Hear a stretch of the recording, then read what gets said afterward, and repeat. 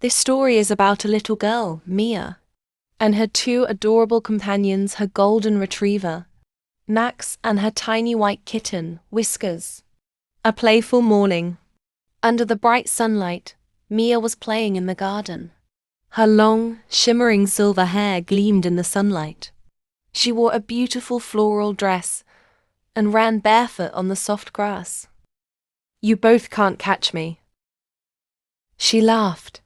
Max joyfully ran after her, while Whiskers climbed onto a tree branch.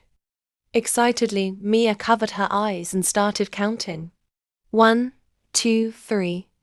"Here I come," she chirped. "The hide-and-seek fun." Mia looked around, but Max and Whiskers were nowhere to be seen. She tiptoed near the bushes, searching for them. Suddenly, Whiskers pounced on her shoulder. Mia let out a surprised squeal but then burst into laughter. "You scared me," she giggled. Just then, Max came running from behind and playfully jumped on her.